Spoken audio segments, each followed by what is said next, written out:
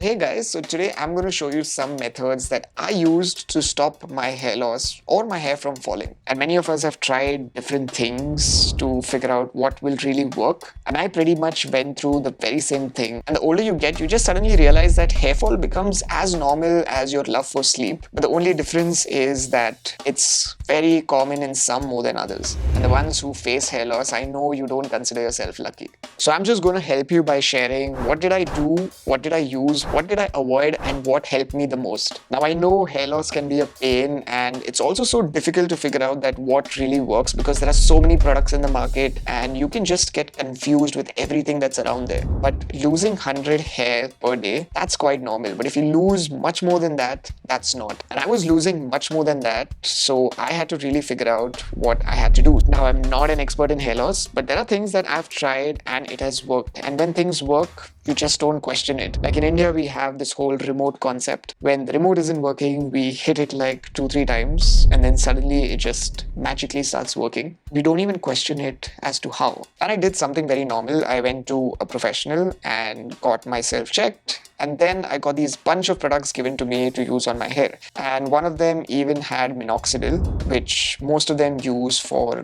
regrowing hair. But somehow I realized that minoxidil is something that didn't work for me. So every time I used it more than regrowing my hair, it just made my hair more brittle, made my scalp even more itchy. So it was very difficult to use a product like that. And even some other products and shampoos that were given to help this whole process and to protect my hair just made my hair even worse. So I just thought of researching, testing, and trying and seeing where does it take me. And I tested most of it on myself, and many have worked like magic. So how to stop this whole hair loss is what I'll break down into three things. That is external, internal, and universal. Now, the very first thing I'm going to talk about is the external. And when I say external, is the outer factor. And what has helped me the most in the whole external factor is coconut oil.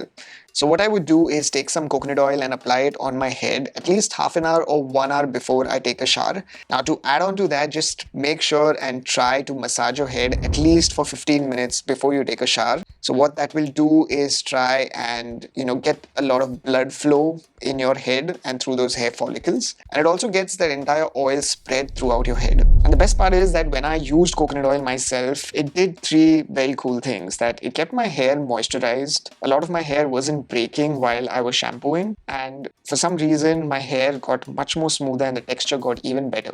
And with consistent using of coconut oil before a shower, I've realized that my hair fall also got much lesser. Now, coconut oil has a lot of debate that's going on, whether it's good or bad, but it's one of the best things that you can use for your hair. But according to a scientific research in 2003, compared to most of the oils like your sunflower and all these other different oils, coconut oil has the most scientific studies done on it when it comes to preventing hair loss. Now, coconut oil is something that has worked for me, but you can also use different oils like there's argan oil, jojoba oil, you have even lavender oil, you have castor oil, you have olive oil, even tea tree oil. So there are many kinds of oils that you can use and see what works best for you. And one thing I read which was very cool is that coconut oil penetrates through your scalp and protects your hair from the shaft all the way to the tip. And it prevents protein loss and improves the strength of your hair. And trust me, I tried it and it takes a little while, but it works. Now, the other thing that I also did was use onion juice. So wherever I had those small patches here and there where I felt like my hair was not growing, I would apply that onion juice right there. Onion juice is something that has helped to just trigger the growth of those hair follicles. So those hair follicles are there, but they're not growing hair, and onion juice somehow just helps with it. So it's pretty much like applying oil, but just specifically to those places. And the last thing is to avoid heat and chemicals. Now, there are so many products in the market when it comes to your hair, and we constantly are using these products which have tons of chemicals. Then we use things like straighteners and curlers and ironing. Try to avoid to use all of them as much as possible whenever you can. The thing is that when you are facing hair loss, this will damage your hair even further. So if you have the habit of straightening your hair almost every day, just try and limit it as much as possible and try to use least amount of hair products on your hair. Now, the next thing we'll jump into is the internal. Now, a lot of internal things are something that I didn't really think of because I thought if I have to protect my hair, it all has to be done externally. But there are a few things that you need to do internally, and it is very important because whatever you are on the outside is a reflection of what you are on the inside. Now, the very first thing that I did is I tried to stay hydrated as much as I could, and I only stuck to water. Now, the next thing is to make sure what you eat. Now, when it comes to eating, it's not just about having a balanced diet, but it's also about not overeating and not doing too much of one thing. For example, there is something where people say that, oh, I have to have vitamin C because it will help me fight all the cough and cold. But you have to understand that any of these, like iron, zinc, your minerals, your vitamins, most of them are just required in minute quantities, and they're very minuscule, to be honest. So don't overdo them because the body is going to take only as much as it needs. And if you push your body to get one more than the other, it will react in some or the other way. So try your best to just maintain a balanced diet. So try and have a lot of fruits, vegetables, nuts and seeds. They all are filled with vitamin E, zinc, iron, which will help and promote your hair growth. And that is what I did. So I try to stick to a lot of more plant-based foods, and that has helped me massively, all thanks to a lot of the fiber and the variety of nutrients in it. Now, the thing that you should avoid is junk food. Now, we know that junk food is bad for us, but somehow we all like it. And the problem with junk food is that most of your junk food is salt, sugar, and fat. And those are the three ingredients that make it really tasty, but they have no nutrition in them and no nutrients in them. So you're just consuming empty calories just for that taste. All I did was I tried to chuck out every other junk food as much as I could. And junk food somehow affects your hair. So I tried and avoided as much as I could. Of course, you can indulge in it, but just try and avoid as much as you can. So try and make it more like an 80-20, where 80% you're eating correctly and 20% pretty much that shouldn't cause much harm. And try to avoid as much as sugar if you can. Sugar for me was a trigger, not just for my scalp feeling a bit itchy, but also, I would get a lot of acne on my face if I consumed a lot of sugar. For some, it won't react, but for some, it might. So just try and figure out most of your trigger foods. I did have a bit of coffee, but I tried to, again, not consume too much of it, maybe a glass or two max, but nothing more than that. And the last thing what I stayed away from, and you should too, is alcohol and smoking, and I don't think this needs an explanation. And the last section that I'm going to talk about is the universal. Now, what I mean by universal are the things that no matter what,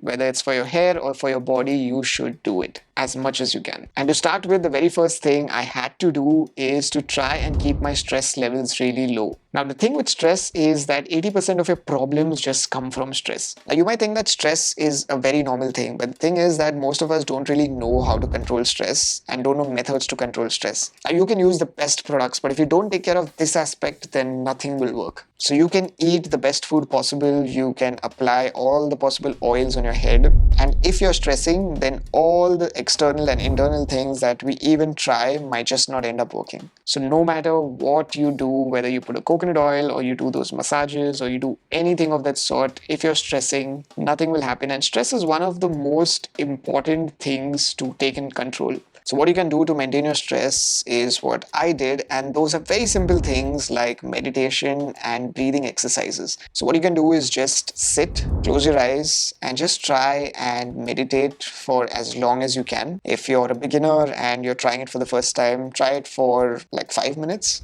But if you feel you can go beyond 5 minutes, then try your best to go beyond 5 minutes. And when it comes to breathing exercises, you can just go up and Google all the possible breathing exercises that you need to learn. What I did was something very simple where I would inhale for 5 counts, I would hold for 5 counts, I would exhale for 5 counts. So I kept it pretty simple, but I made sure that I would have multiple variations of these things. And you might wonder that how can something like a meditation and breathing help you with your hair? The thing is that meditating and breathing or even practicing basic yoga techniques will just help you with lowering your stress. And the more you keep your stress low, you have lesser hair loss, because stress is one of the biggest factors when it comes to hair loss. And for those who suffer from anxiety, just try to start simple. You don't have to do it for a long time, but try to meditate for a few minutes and try to do a few breathing exercises. It will try and reduce your stress levels. The next part of this section, which is one of the most important part, is to exercise. Now, I made sure that I exercise thrice a week at least, but if you can, just try and exercise as often as you can. Now, exercise is very good for you. It maintains your hormones and keeps them in balance, which is also good to maintain your stress levels and indirectly will maintain your hair and not make your hair fall. Now, with exercise, just try and exercise at least for half an hour to 45 minutes a day. Whatever you can, just try and get yourself to move. So try to make sure you at least exercise or go for a walk or do something for more than 30 minutes. And the other thing, what you really need to do is to sleep. So try your best to sleep at the same time and wake up at the same time as much as you can. And more than just sleeping for 6 to 8 hours or 6 to 9 hours, make sure that you have good quality sleep, because when you sleep, most of the repair happens at that point of time. And for those who have late night parties and you're sleeping for a very short amount of time and then suddenly you wake up in the morning and you go for your work or anything of that sort, reducing that good amount of or that good quality sleep is going to affect your hair. And because you've had less amount of sleep, that's going to cause stress on your head and you're going to start seeing hair loss. So before the whole oil and everything, I try to get my sleep firstly in place. And the last thing is just tell yourself that it is going to be all right. If you are going to expect to get results soon and you don't see results, the very first thing you're going to do is get disappointed and you're going to get stressed. Now that is what we don't want, and that is what I used to also do and tell myself that it is going to be all right. And many times I never saw any results for at least a few weeks and I felt like it's just not working. But somewhere in my head, I always told myself that it's going to be all right. And those things are just positive affirmations that somehow magically work. So no matter what happens, just tell yourself that it will be all right. And the moment you tell yourself that, you subconsciously also don't stress. So indirectly, all of these things that we did holistically just helps you to keep your stress levels low. And stress is a universal thing. Now, everything I've mentioned is what I did, and none of it is a quick fix. It takes time. You just have to be a little more patient with yourself. And when it comes to this pyramid of three things, the external, internal, and the universal, you have to make sure that the external needs to be at least done thrice or twice a week whenever you can. The internal, as I mentioned earlier, should be 80-20, which means 80% try to do your best when it comes to your food and your hydration, and 20%, even if it's a little off, shouldn't make much of a difference. And universal, just try and do it daily or every alternate day. So there you have it. These are the things that I've tried, tested, and it has worked. And it all just needed patience and consistency. Now, there are many things like genetics, and if you're on medications, if you're suffering from PCOS, PCOD, or anything of that sort, they are all reasons that can cause hair fall. And if you suffer from any of these, then visit a dermat or a health professional. For specific conditions, they will be able to help you even better. But if you want to go the natural way, you can try these out and let me know in the comments what are your results. And until we meet again next, don't stress and be awesome. Rocher that.